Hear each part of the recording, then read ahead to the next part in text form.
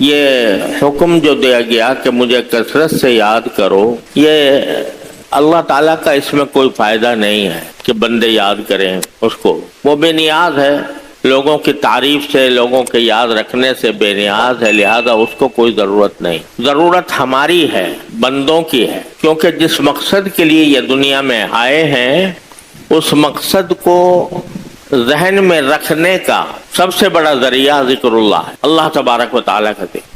اگر کوئی غلطی، کوئی گمراہی، کوئی گناہ، کوئی جرم سرزد ہوتا ہے تو وہ اسی وجہ سے ہوتا ہے کہ بندے اپنے اللہ کو بھول جاتے، اس لیے ہمیں یہ حکم دیا گیا۔ اور جیسا کہ میں نے پہلے بھی عرض کیا تھا کہ ذکر اللہ کو اللہ تعالی نے اتنا آسان کر دیا ہے کہ آدمی چلتے پھرتے بھی، اٹھتے بیٹھتے بھی، لیٹے بھی ذکر کر سکتا ہے۔ نہ وضو کی شرط ہے، نہ بیٹھنے کی شرط ہے، نہ قبلہ رو ہونے کی شرط ہے، ہر وقت زبان کے اوپر اللہ کا نام رہے۔ جب عادت پڑ جاتی ہے، اللہ تبارک و تعالی ہم سب کو اس کی توفیق عطا فرمائے کہ انسان جب کبھی خاموش ہے اس وقت بھی اس کی زبان اللہ کے ذکر سے تر رہتی۔ میں نے اپنی دادی صاحبہ رحمت اللہ تعالی علیہا جو یہیں ہمارے اس قبرستان میں مدفون ہے، وہ حضرت گنگوہی رحمت اللہ علیہ سے مرید تھیں۔ حضرت قطب الارشاد حضرت مولانا رشید احمد صاحب گنگوہی رحمۃ اللہ علیہ کی مریدہ تھیں۔ میرے دادا بھی حضرت مولانا محمد یاسین صاحب جن کے نام پر یہ باب یاسین ہے، وہ بھی دارالعلوم دیوبند کے ہم عمر تھے، یعنی جس سال دارالعلوم دیوبند قائم ہوا اسی سال میرے دادا حضرت مولانا محمد یاسین صاحب رحمۃ اللہ علیہ کی ولادت ہوئی، اور حضرت حکیم الامت مولانا اشرف علی صاحب تھانوی رحمۃ اللہ علیہ کے ہم سبق تھے، یعنی ساتھ ہی پڑھا ہے اور ساتھ ہی فارغ ہوئے ہیں، اور دارالعلوم دیوبند میں ساری زندگی پڑھاتے رہے اور کئی پشتوں نے ان سے ان کی شاگردی کی۔ وہ حضرت گنگوہی رحمۃ اللہ علیہ کے مرید تھے، اور عادت یہ تھی کہ جب سارے ہفتے دارالعلوم میں پڑھاتے تھے دارالعلوم دیوبند میں، تو جب جمعرات آتی تھی، چھٹی کا دن آتا تھا، تو وہ پیدل دیوبند سے گنگوہ تک سفر کیا کرتے تھے اور رات حضرت گنگوہی رحمۃ اللہ علیہ کے ساتھ گزارتے تھے، اور اگلے دن جمعہ حضرت کے ساتھ پڑھ کر پھر پیدل واپس دیوبند آتے۔ تو وہ خود بھی حضرت گنگوہی رحمۃ اللہ علیہ کے مرید تھے، اور انہوں نے اپنی اہلیہ یعنی میری دادی صاحبہ کو بھی مرید کرایا ہوا تھا۔ تو ہم تو بچپن سے یہ دیکھتے تھے کہ ان کے ہر سانس کے ساتھ ہم سنتے تھے، ہر سانس کے ساتھ اللہ اللہ اللہ کی آواز آیا کرتی۔ تو جب بندہ اللہ کے ذکر کا اس طرح عادی بن جاتا ہے تو اس کی ہر نقل و حرکت، اس کے ہر سانس میں اللہ تعالیٰ کی یاد سموئی ہوئی ہوتی، اور جتنا یہ ذکر بندہ زیادہ کرے گا اتنا ہی اللہ تبارک و تعالیٰ کا قرب حاصل ہوگا، اتنا ہی اس کے سامنے آخرت کا دھیان رہے گا، اور آخرت کا دھیان ہی وہ چیز ہے جو انسان کو گناہوں سے بچاتی ہے اور جو جرائم سے باز رکھتی ہے۔ تو اس لیے اللہ تبارک و تعالیٰ نے ہمیں یہ حکم دیا ہے، اور جیسا میں نے عرض کیا تھا کہ بہت سی قسمیں ہیں ذکر کی، جن میں سے ایک میں نے عرض کیا تھا تلاوت قرآن۔ تو میں اس طرح شروع کرتا ہوں، یعنی آپ حضرات کی خدمت میں یہ تجویز پیش کرتا ہوں کہ جب آدمی صبح کو بیدار ہو اور نماز فجر ادا کرے تو فجر کے بعد جو نماز فجر کے بعد کی جو دعائیں، نماز کی جو دعائیں ہیں وہ تو اپنی جگہ پر پڑھے،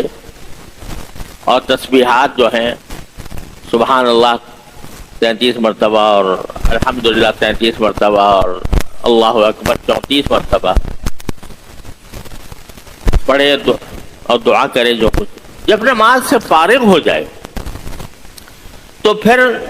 چند چیزوں کا اہتمام اور التزام کر لے، جس میں مشکل سے 15-20 منٹ ہی خرچ ہوں گے، اس سے زیادہ اللہ تعالیٰ توفیق دے تو اور زیادہ اچھا ہے، لیکن 20-25 منٹ سے زیادہ کا کام نہیں ہے۔ سب سے پہلے تو میں نے عرض کیا تھا کہ تلاوت قرآن کریم، قرآن کریم کی تلاوت یہ ہر بندہ اپنے ذمے لازم کر لے کہ جب تک میں قرآن کریم کی کوئی تھوڑی بہت تلاوت نہیں کر لوں گا دنیا کے کسی کام میں نہیں لگوں گا۔ اچھا تو یہ ہے کہ پارہ کم از کم روزانہ ہو جائے، نہیں وہ آدھا پارہ، پاؤ پارہ، بہت مشغول آدمی ہے تو چاہے ایک رکوع پڑھ لے، لیکن تلاوت کے بغیر کوئی دن خالی نہ جائے۔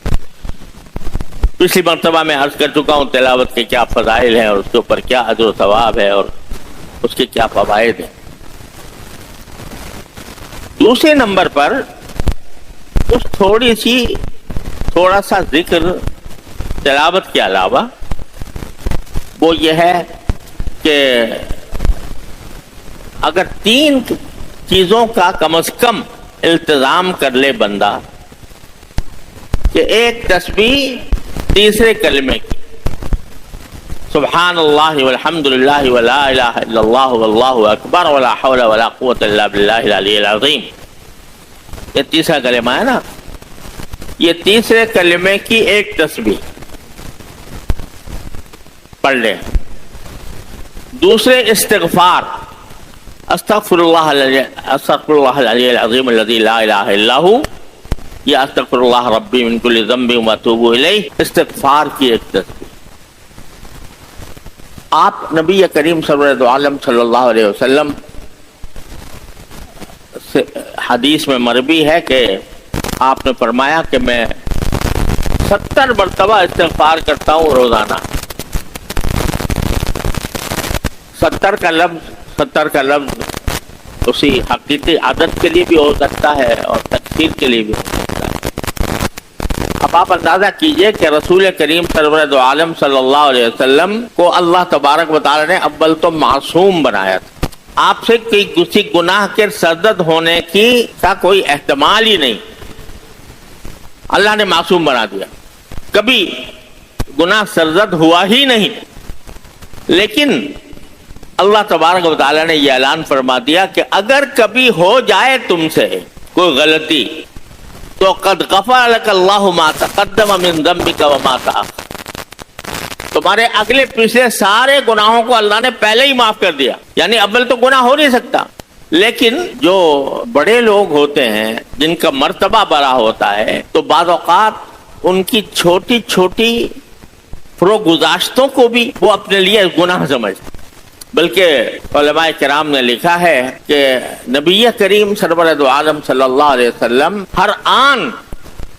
ترقی کا فرماتے تھے، درجات میں آپ کے ہر آن ترقی ہو رہی ہوتی تھی۔ آج ایک درجہ ہے، بڑا عالی شان درجہ ہے، لیکن اگلے دن مثلا اس سے اعلیٰ درجہ حاصل ہوتا تھا، اس سے اگلے دن اس سے اعلیٰ درجہ، اس سے اگلے دن اور سے اعلیٰ درجہ۔ تو جب اعلیٰ درجے پر آپ پہنچتے تو اپنے پچھلے درجے کو اپنے لیے گناہ سمجھتے تھے کہ بھئی یہ تو میں نیچے والے درجے میں تھا، یہ میرے لیے میری غلطی تھی، میرا گناہ تھا، اس کو گناہ سمجھ لیتے۔ تو حسنات الابرار سیئات المقربین، یعنی نیک لوگوں کی جو اچھائیاں ہوتی ہیں وہ مقرب لوگوں ان کو اپنے لیے برائی سمجھتے ہیں۔ مثلا نیک لوگ جو ہیں وہ فرائض واجبات پر اکتفا کر لی، انہوں نے سنتیں پڑھ لی، نفلیں کوئی نہیں پڑھی، تو نیک تو ہیں، اس لیے کہ فرائض ادا کر لیے، واجبات ادا کر لیے، سنتیں ادا کر لی موقعہ، نفلیں نہیں پڑھی کبھی، یہ نیک لوگوں۔ تو جو مقرب لوگ ہیں وہ اس کو اپنے لیے برائی سمجھتے ہیں کہ صرف فرائض واجبات سنتوں پہ اکتفا کریں، نفلیں نہ پڑھیں۔ تو حسنات الابرار سیئات المقربین، تو نبی کریم سرورد عالم صلی اللہ علیہ وسلم ویسے تو معصوم تھے تمام خطاؤں سے، لیکن جو اپنے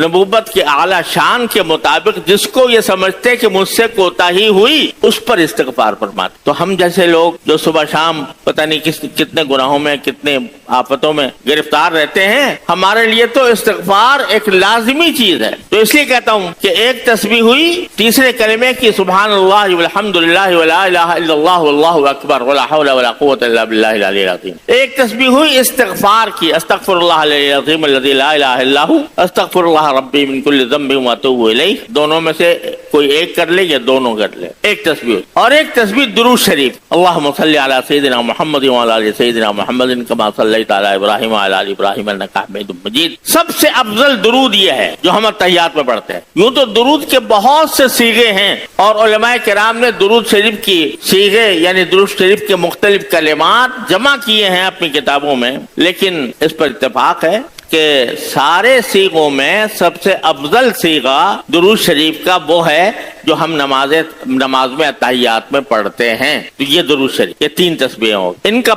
एहतमाम कर लें। और चौथी बात ये कि उस वक्त अल्लाह तबारक व तआला की बारगाह में ये अर्ज मारूज करे, ये दुआ करे कि या अल्लाह आज का दिन शुरू हो रहा है और अब मैं दुनिया के मुख्तलिफ कामों के लिए निकलूंगा, तो ये मैं एक ऐसे मारके में दाखिल हो रहा हूँ, ऐसे कारजार में दाखिल हो रहा हूँ जहाँ पर कदम कदम पर नफ्स और शैतान बहकाता है इंसान। तो अल्लाह मैं आपकी बारगाह में ये दुआ करता हूँ कि या अल्लाह जब मैं इस कारजार जिंदगी में दाखिल हूँ, जिंदगी के कारोबार में दाखिल हूँ, तो अल्लाह मेरी नफ्स और शैतान से मेरी हिफाजत फरमाइएगा और मुझे गुनाहों से मुझे महफूज रखें। अपनी तरफ से ये नियत कर लो कि जो काम करूंगा अल्लाह मैं आपकी रजा के लिए करूंगा। इन्ना सलाती व नुसुकी व महयाया व ममाती लिल्लाहि रब्बिल आलमीन। अल्लाह मेरी नमाज भी आपके लिए, मेरी कुर्बानी भी आपके लिए, मेरी इबादत भी आपके लिए, मेरा मरना और जीना भी आपके लिए। ये नियत कर लो और ये समझो कि भाई अब रोजी कमाने जाऊंगा तो वो भी अल्लाह के हुक्म की वजह से जाऊंगा, नबी करीम सल्लल्लाहु अलैहि वसल्लम की सुन्नत के इत्तिबा में जाऊंगा, अपने घर वालों से मिलूंगा तो वो भी आपकी सुन्नत की इत्तिबा में मिलूंगा। अगर बाजार में किसी से मुलाकात होगी, दोस्त अहबाब के साथ उठना बैठना होगा, तो वो भी अल्लाह की रजा के लिए होगा। तो ये दुआ कर लो और ये नियत इखलास की पैदा कर लें। सुबह के वक्त में ये चंद मिनट का काम, मुश्किल से आधे घंटे का काम, कुछ ज्यादा लंबा चौड़ा मुश्किल भी नहीं है, इसका एहतमाम कर। तो ये जिक्रुल्लाह के ऊपर बंदे को आमादा करने के लिए, जिक्रुल्लाह के लिए तैयार करने के लिए ये बेहतरीन अमल है। तिलावत कुरान करीम, 3 तस्बीहात, अल्लाह ताला से दुआ और अल्लाह ताला से इखलास की भी दुआ और अपने अमल की दुरुस्ती के लिए भी दुआ। उसके बाद आप निकल गए कारोबार जिंदगी। ठीक है, जो अल्लाह ताला ने हलाल किया है वो सब आपके लिए हलाल है। तिजारत हो तो तिजारत हलाल है, मुलाजमत हो तो मुलाजमत हलाल है, काश्तकारी हो तो काश्तकारी हलाल है। जितने भी रोजी कमाने के जरिए हैं वो सब अल्लाह ताला ने हलाल किए। बस इतना हो कि पहली बात ये कि चलते फिरते उठते बैठते जबान पर कोई ना कोई जिक्र रहे, यानी वो तो कर लिया अपनी जगह मामूल पूरा, लेकिन मामूल के पूरा करने के बाद भी चलते फिरते उठते बैठते जबान पर कोई जिक्र हो। सुभान अल्लाह, अल्हम्दुलिल्लाह, ला इलाहा इल्लल्लाह, अल्लाहु अकबर, इन कलिमात में से या दुरूद शरीफ, बस जो भी जबान पर आ जाए वो जबान उससे तर रहे, चलते फिरते उठते बैठते। देखो इसी को कुरान करीम ने उलुल अलबाब कहा है, यानी वो लोग हैं जो सही माने में अकल रखते। सही ना माने कौन अकल रखते हैं? अकल भी, यह अलबाब का लफ्ज इस्तेमाल किया कुरान करीम ने, जो जमा है लुब की। लुब कहते हैं मगज को। जैसे बादाम के अंदर जो असल मगज होता है वो है असल मकसूद, छिलका मकसूद नहीं होता, तो वो मगज मकसूद होता है। अकल की भी एक जाहिर है और एक उसका मगज है अंदर, लुब। वो अकल, गहरी अकल यानी अकल का इंतहाई दर्जा, उसको लुब कहा जाता है। तो कुरान कहता है इन्ना फी खल्क़िस समावाति वल अर्ज़ि वख्तिलाफ़िल लैली वन नहारि लआयातिन लिउलिल अलबाब, के इस आसमानों और जमीन की पैदाइश में और दिन के आने जाने में उसमें बड़ी निशानियां हैं उन लोगों के लिए जो खालिस, दकीक और अमीक अक्ल रखने वाले, गहरी अक्ल रखने वाले। वो गहरी अक्ल रखने वाले कौन है? अल्लज़ीन यज़्कुरूनल्लाह क़ियामन व क़ुऊदन व अला जुनूबिहिम। जो गहरी अक्ल रखने वालों की तारीफ कर दी कि गहरी अक्ल वाले वो होते हैं जो अल्लाह का जिक्र करते हैं, खड़े भी, बैठे भी, लेटे भी। क़ियामन व क़ुऊदन व अला जुनूबिहिम, ये तरगीब इसकी दी जा रही है कि खुदा के बंदो, तुम्हारी सांसें तो चल रही हैं اور تم کسی نہ کسی کام میں مشغول رہتے ہو، ہم نے کوئی ممانعت نہیں کی، لیکن زبان جو ہے تمہاری اگر وہ خالی پڑی ہے، کام تو کوئی خاص کر رہے ہو، تم کتاب پڑھ رہے ہو یا مثلا کوئی مزدوری کا کام کر رہے ہو، مثلا کوئی کام محنت کا کر رہے ہو، ملازمت میں کوئی ڈیوٹی لگ گئی ہے وہ کر رہے ہو، خیر ٹھیک ہے، تمہارا سارا جسم اس کام کے اندر مشغول ہے، ہونے دو، جائز ہے تمہارے لیے، لیکن زبان تو خالی پڑی ہے نا، وہ تو ایسی حالت میں بالکل خالی پڑی ہے، اس کو کیوں خالی پڑا رہنے دیتے ہو؟ اس کے ذریعے اپنے واسطے نیکیوں کا ڈھیر لگاؤ، نیکیوں کا ذخیرہ کرو۔ سبحان اللہ ایک کلمہ حدیث میں آتا ہے میزان عمل کو بھر دیتا ہے، تو اس کلمے کی زبان سے ادا کرتے رہو، کیا تکلیف ہے؟ کوئی مشقت نہیں، کوئی خرچہ نہیں، وقت کا بھی خرچہ نہیں، کیونکہ اپنے کام میں لگے ہو۔ دل بیار دست بکار ب دل بیار، کہ ہاتھ تو کام میں لگے ہوئے ہیں اور دل اپنے محبوب کے یاد میں مصروف ہے، تو زبان کو کیوں خالی چھوڑتے ہو؟ زبان کو اللہ کے ذکر سے تر رکھو، چلتے پھرتے اٹھتے بیٹھتے، قیامم وقعودم علی جنوبہم، ایک جگہ نہیں، قرآن نے کئی جگہ یہ کہا ہے، اور ایک جگہ فرمایا فاذکروا اللہ قیاما وقعودا وعلی جنوبکم، کہ اللہ کا ذکر کو کھڑے بھی، بیٹھے بھی اور لیٹے ہوئے بھی۔ زبان کو خالی مت چھوڑو، کیونکہ اگر زبان کو تم نے خالی چھوڑ دیا تو یہ مقولہ مشہور ہے کہ خانہ خالی نہ دیو میں گیرت، جو مکان خالی ہوتا ہے اس پر دیو قبضہ جما لیتا ہے، اس پر جن آ کے قبضہ جما لیتے ہیں خالی مکان پہ۔ لوگ ڈرتے ہیں، جو مکان خالی کافی دنوں سے خالی پڑا ہو تو لوگ اس سے اس واسطے ڈرتے ہیں کہ اس میں تو جنات کا غلبہ ہو گیا ہوگا، جنات کا تسلط ہو گیا ہوگا، اس واسطے کہ خالی پڑا ہے اتنے دن سے۔ تو جو گھر خالی ہوتا ہے اس پر جنات قبضہ جما لیتے ہیں، تو اگر یہ زبان کو خالی رکھو گے تو اس پر شیطان کے جنات قبضہ کر کے اس زبان کو غلط کام میں استعمال کریں گے، کبھی جھوٹ بلوائیں گے، کبھی غیبت کروائیں گے، کبھی بہتان ترازی کروائیں گے، کبھی تمہیں کسی اور آفت میں مبتلا کرے گی یہ زبان۔ تو اس کا رخ موڑ دو اللہ کے ذکر کی طرف، اللہ کے ذکر کی طرف۔ حدیث میں رسول کریم سرورت عالم صلی اللہ علیہ وسلم سے ایک صحابی نے پوچھا کہ رسول اللہ سب سے افضل عمل کون سا ہے؟ آپ نے مختلف اعمال کے بارے میں فرمایا ہے، تو آپ نے جواب میں فرمایا کہ یکون لسانک رطبا بذکر اللہ، افضل عمل یہ ہے کہ تمہاری زبان اللہ کے ذکر سے تر رہے، ہر وقت زبان کے اوپر کوئی نہ کوئی ذکر رہے۔ اور اصل بات تو یہ ہے کہ ذکر زبان سے بھی ہو اور دل سے بھی ہو، یعنی دل بھی اس کی طرف متوجہ ہو۔ لیکن اگر مصروفیت کی وجہ سے، افکار کی وجہ سے، مشغولیات کی وجہ سے آدمی کا دل اپنے کچھ کام میں لگا ہوا ہے، وہ کام کی طرف متوجہ ہے اور صرف زبان ہی ذکر کر رہی ہے، تو اس کو بھی بیکار نہ سمجھو، یہ بھی بڑی کرامت اور بڑی برکت کی چیز ہے، بڑی فضیلت کی چیز ہے کہ کم از کم تمہاری جسم کا ایک عضو اللہ تعالیٰ کی یاد میں مصروف ہے، اللہ تعالیٰ کا ذکر کر رہا ہے۔ تو یہ ترتیب جو میں نے عرض کی، اللہ تعالیٰ ہم سب کو عمل کی توفیق عطا فرمائے۔ صبح فجر کے بعد سب سے پہلے تلاوت، کم از کم 3 تسبیحات اور دعا اس بات کی کہ جو میرا دن شروع ہوا ہے اس کے اندر مجھ سے کوئی گناہ سرزد نہ ہو، سب کام میں آپ کی رضا کے مطابق کروں، اور پھر چلتے پھرتے ذکر اللہ جس حالت میں بھی ہو، زبان کو زیادہ تر رکھا جائے اللہ تعالیٰ کے ذکر سے۔ تو یہ کام کر لیا تو انشاءاللہ ثم انشاءاللہ ہم اس حکم میں داخل ہو جائیں گے، یا ایھا الذین آمنوا اذکروا اللہ ذکرا کثیرا، کہ ایمان والو اللہ کا کثرت سے ذکر کیا کرو، وسبحوہ بکرۃ واصیلا، اور اس کی تسبیح کیا کرو صبح اور شام۔ اللہ تبارک و تعالیٰ اپنے فضل و کرم سے، اپنی رحمت سے ہم سب کو اس کی توفیق عطا فرمائے، اور ہمیں اللہ تعالیٰ غفلت سے نکال کر اپنی یاد کی طرف متوجہ فرما دے۔